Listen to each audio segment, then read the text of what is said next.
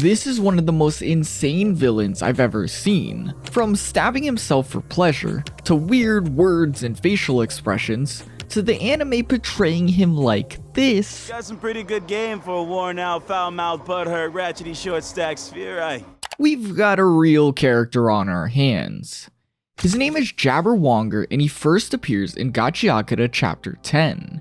He appears to interrogate someone about Rudo, before killing the person he was asking. Yeah, we can't even see his face yet, and he's already a bit crazy. He then makes his formal appearance when the cleaners are tricked into a battle with the raiders, their goal to take Rudo. As Zanka takes down two grunts, Jabber strikes from the shadows, us still not seeing his face as he leaves Zanka out cold. We then cut back to the others and Rudo making a quick escape, and upon hearing footsteps, they believe it's gotta be Zanka, right? Hopefully? Nope, it's not Zanka at all. This man looks to Rudo before jumping on the wall right behind him, destroying the exit before he's yet again on the other side of the room. Of course, it's our man of the video, Jabber, a fan favorite and in my opinion one of Urana's coolest designs. Her characters are always stylish, that's a given, and you can tell she drew them, but she's very inclusive. It's very cool to see characters like Jabber who represent a huge group of people. Jabber sighs about being late before stating he's here for the same reason as the others, Rudo. But when they all ask about Zanka, it's learned that Jabber poisoned him and he's out cold. He then brandishes his vital instrument, rings that extend into a pair of claws covered in poison, causing Gris to push Rudo out of the way, stating he'll protect him. Jabber flexes his claws yet again as Rudo tries to tell Gris that he can help, but it's too late. Jabber has punctured Gris with a handful of blades, him out and likely already dead. Rudo stands shocked, the image of Gris stabbed reminding him of his foster father, it fading to black as he finds himself grasping his lucky charm. Yet Jabber just made the worst mistake of his life. Rudo is a main character who just got a flashback, meaning Jabber is about to get beat pretty bad. Rudo has harnessed Gris's lucky charm as his vital instrument, it coming to life as an all-imposing mass, the eyes steadily watching Jabber as he sits in awe, literally salivating. Yes, Jabber is salivating seeing Rudo's vital instrument. He even says it's pretty sick. Rudo then thanks Gris. He showed him what he's always wanted to do, find worth in stuff thrown away, and now he won't forget that. He states he'll reject everything Jabber says and accept everything he rejects. They share names before Jabber jumps in, him springing across the building yet Rudo not budging an inch. He tries to attack Rudo, but it becomes clear that somehow the charm is literally pushing Jabber away. I just have to say he becomes especially crazy during this battle too, yelling for Rudo to say his name as he wildly swings his oversized claws. I mean, I'd be worried about hitting myself.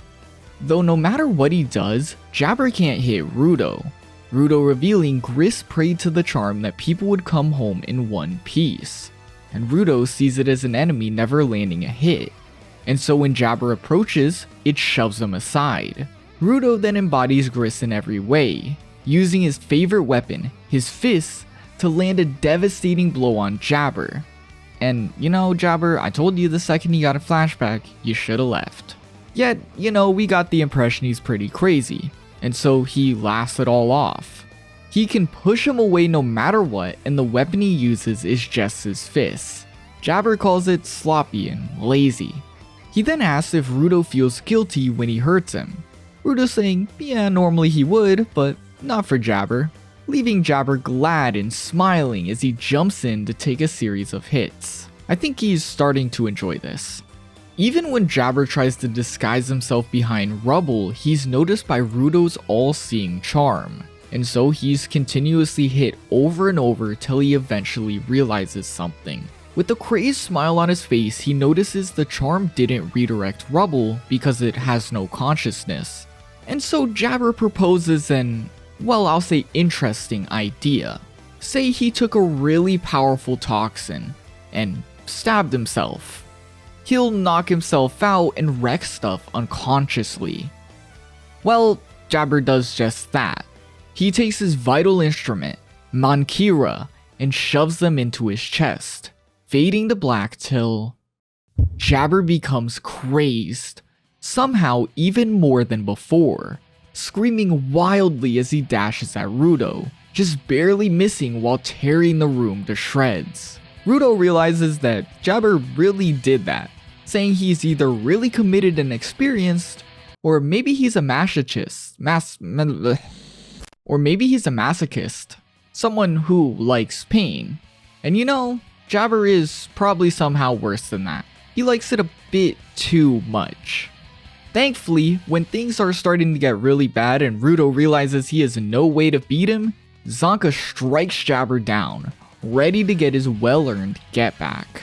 The thing is, everything is still in Jabber's favor. Zanka is still a bit iffy from the poison. He may say, "Don't underestimate average Joe, Mr. Innate Talent," but you can tell Zanka's hurting. And so, having watched the battle, he's hatched a plan. He wants to hit Rudo. Let me explain this one. Charm redirects attacks. If he hits Rudo, he'll be flung. If he does that with the long staff, he can catch Jabber and easily beat him. And surprise, knowing Jabber knocked himself out with poison and got crazy, this too actually works. Zanka looks just as stunned as me. Jabber takes a series of heavy hits to the head, finally waking up as the duo lands their final blow. Yeah, Jabber's had quite a tough day. Put yourself to sleep, wake up, and get put to sleep again. I would say it's a bad day, but Jabber probably really likes this pain. Yet as they sit there in the aftermath, it's revealed it's not over yet. At some point, Rudo was hit by Jabber's claws, him now standing up and walking towards both Zanka and Rudo on the ground.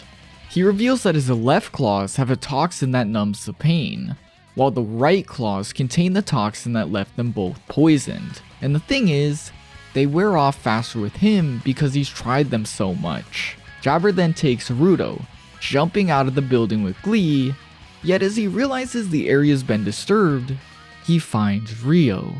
All before, Engine sends him flying straight into a building. He's arrived with a group of cleaners since they've lost contact. And now, in the wall broken and covered in blood, Jabber smiles and gets even more excited. Yeah, not crazy at all. Leaving everyone to look to Rudo as they realize he's been fighting a psychopath. But they're not trying to let Jabber get away with this.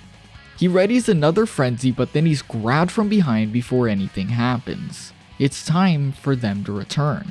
Jabber's caught off guard because he still hasn't got Rudo, but the woman states the boss had a great big smile, and so all of a sudden he's ready to disappear into a manhole the woman created. Yet he first notices Rudo's vital instrument, his gloves, calling them a series before returning to his boss. From there, it's a little bit till we see Jabber. We only really see him retrieve Ammo's boots before he later shows up in the Raider Trash Storm arc. Upon luring the cleaners into a trap, Zoto and his group of raiders face off against the cleaners. Jabber is beyond excited to fight the group again, as you might expect, and is even more excited when his opponent turns out to be Zanka. The two clash instantly, a beast against a beast, both set on being the last man standing. Jabber keeps his wicked facial expressions up as he mocks the bubbling poison in the arena.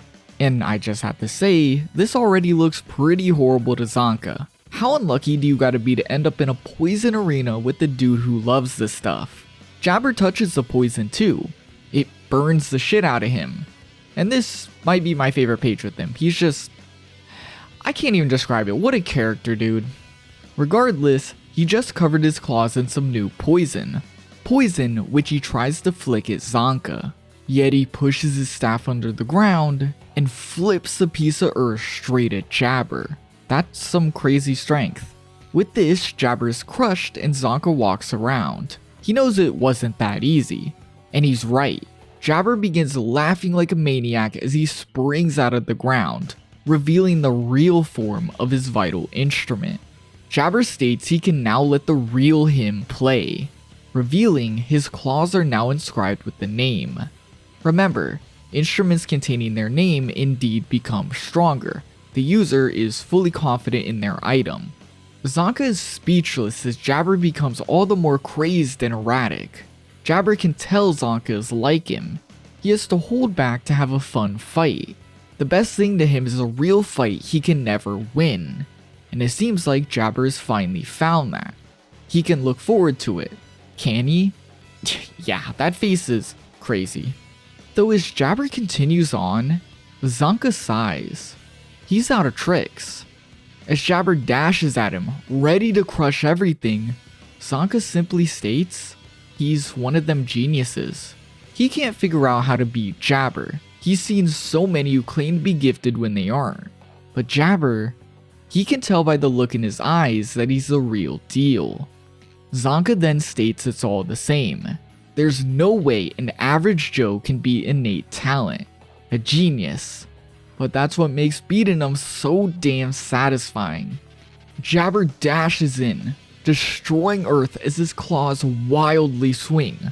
Zanka forces the clash, dodge, and uses spear to fly into the air.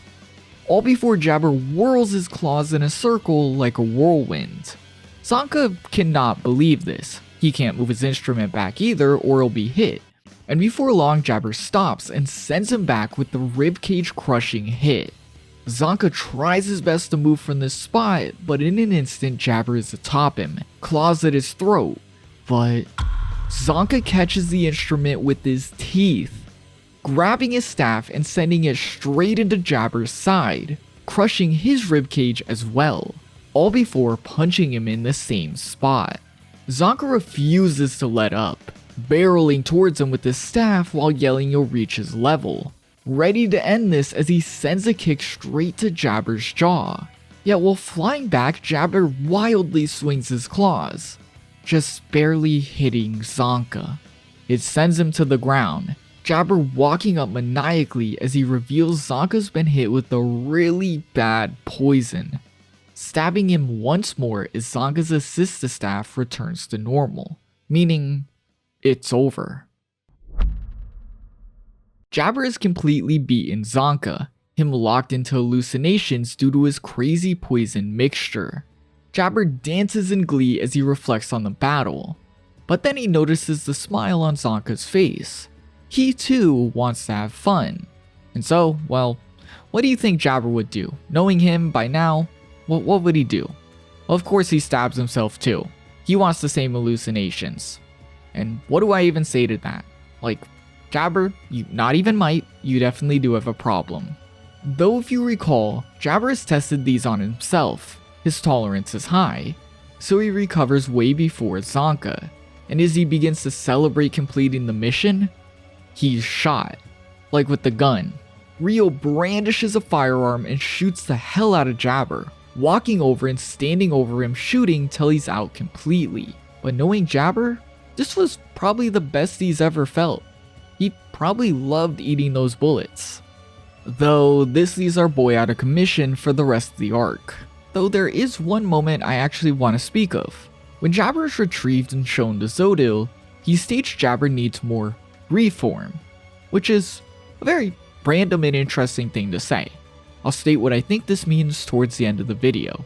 But our crazy madman next appears when the raiders clash with the cleaners over the info broker.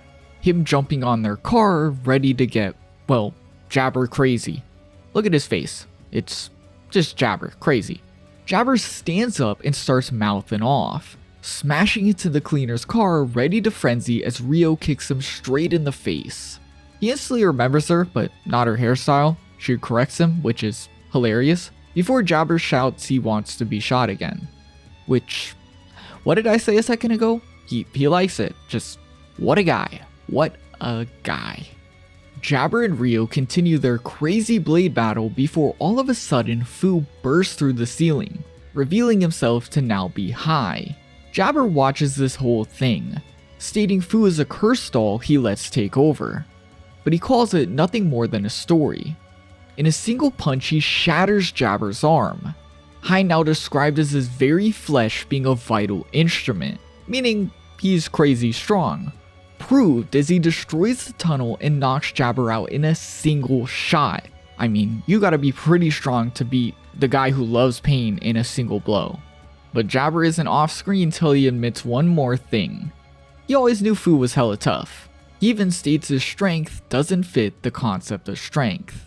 And with this, the last panel we've seen of Jabber for now is him stuck in ink, unable to further chase the cleaners. And he's just silly here. Jabber is clearly not the main villain of Gachiakuta, though I think many would agree that he's the most enjoyable enemy in the series. When he first appeared in the anime for the first time, he instantly became a fan favorite, as not only was he portrayed perfectly, but his raw, crazy energy is just fun. Who can hate it? Though I think I might even say that it's portrayed better in the manga. His crazy facial expressions, insanely silly wordage, and how Urana will choose to draw his fierceness, it just can't be beat for me. Though now we have to consider where Jabber will go from here.